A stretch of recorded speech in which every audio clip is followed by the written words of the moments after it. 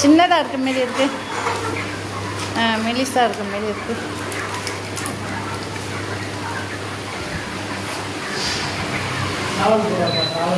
சேவல் வேண்டாப்பா. இது எவ்வளோ இருக்கும்? 1 கிலோவுக்கு கம்மியாக இருக்குமா? சரி கொடுங்க, அதாவது கொடுங்க.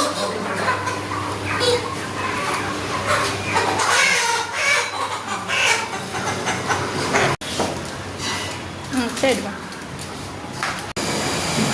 இன்றைக்கி நாட்டுக்கோழி வாங்கியாச்சு. நம்ம வாங்குகிற இடத்துல நல்லா நீட்டாக எப்போதுமே சூப்பராக செஞ்சு கொடுப்பாங்க. எப்படி செய்கிறாங்கன்னு பார்ப்போம். கோழியை நினைக்கிறதுக்கு சுடுதண்ணி ரெடி ஆகிட்டு இருக்கு. நாட்டுக்கோழியெல்லாம் சுடுதண்ணியில் வச்சு அமுக்கி தம்மா கொடுப்பாங்க.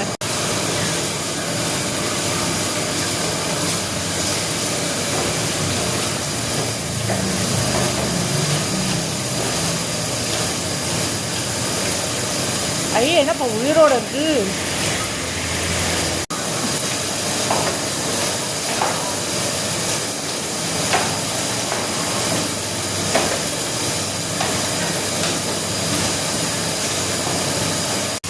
பாருங்கள், கோழியை வெந்நீரில் உச்சாச்சு, மஞ்சள் தடவுறாங்க பாருங்கள்.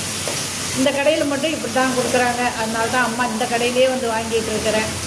நல்லா நீட்டாக இருக்கும் இந்த கடையில் வாங்கினோம்னா. கோழியை வெந்நீரில் வச்சுட்டு எல்லாத்தையும் தோல்லாம் பிச்சுட்டு மஞ்சள் தடவி அதுக்கப்புறம் சுட்டு கொடுப்பாங்க.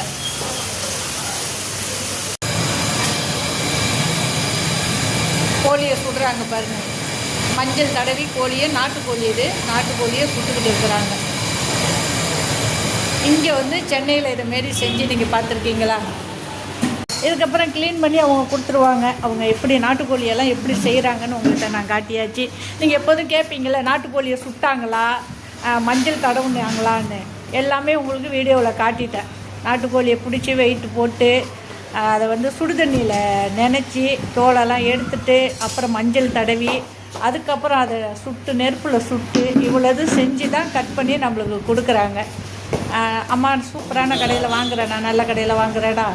பிடிச்சிருந்தா நீங்களே லைக் பண்ணுங்கள். நீங்கள் உங்கள் ஏரியாவில் இதுமாரி கோழி கொடுக்குறாங்கன்னா கமெண்ட் பாக்ஸில் சொல்லுங்கள். இன்றைக்கி 1.5 கிலோமா, ஒரு கோழி வந்து 1.5 கிலோ இருந்துச்சு. 480 ரூபா 1.5 கிலோ வாங்கியாச்சு.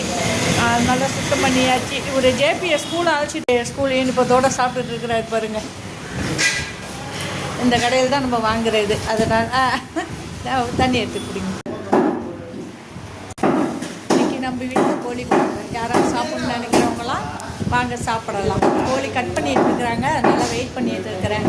பாய் மக்களே.